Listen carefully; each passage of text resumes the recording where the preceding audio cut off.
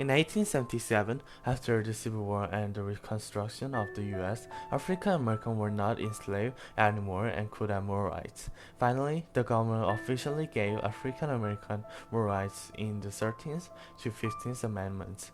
These amendments provided African Americans with happier and more prosperous life, but the golden age was still a pie in the sky for the blacks.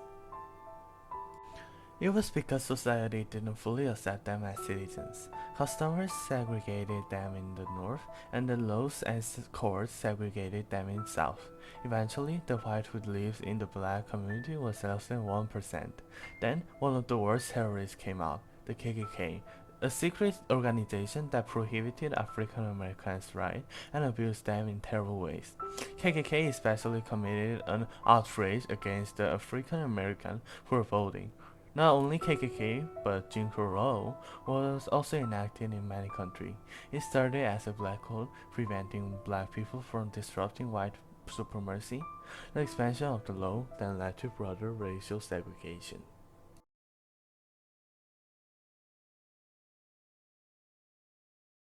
Many agree that the civil rights movement started in 1950s. The 1950s were the period that African Americans began to achieve more and more rights. Philip Randolph organized the first civil rights movement after World War II. Brown v. Board of Education was the first successful civil rights movement that confirmed the Plessy versus Ferguson decision and allowed African Americans to be educated in the same environment as white students. The movement gave hope to African Americans who were already exhausted from discrimination and became the catalyst of civil rights movement. After the first success, many activists like John Lewis, Malcolm X, and Jesse Jackson joined the civil rights movement and won their rights with great attention. But what made the civil rights movement effective were the non-violent protesters. We can see that most of the non-violent protests led to good consequences. Let's take a look at some non-violent protests and their leaders. Martin Luther King Jr. was an activist, minister, and social activist who led the civil rights movement in the United States. He was born in Atlanta, Georgia.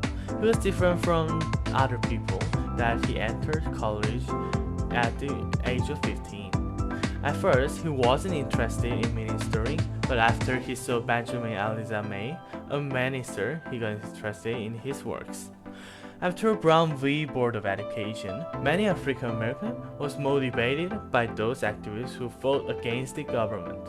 Martin wasn't the exception.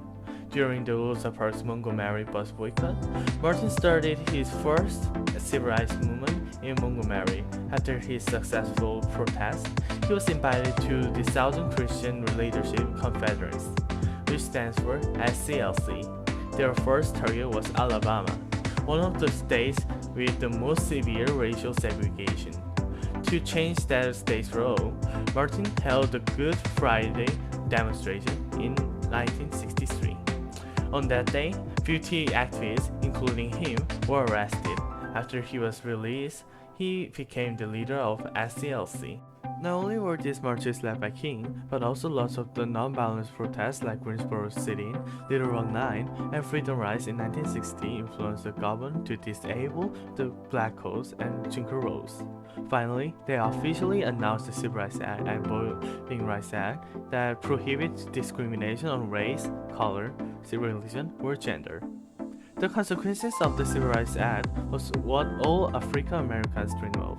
Not only allowed them to have the same rights as whites, but also the numbers of African Americans in the United States has increased by more than 20 million since 1950, and more African Americans would graduate from college. Moreover, African Americans have produced more outstanding entrepreneurs who are influential worldwide. Not only they affect economy and the black society, but they also encourage other voices of protest like LGBTQ, women's rights, etc. Finally, thanks to those who have sacrificed themselves for African American community, and thank you for watching this video.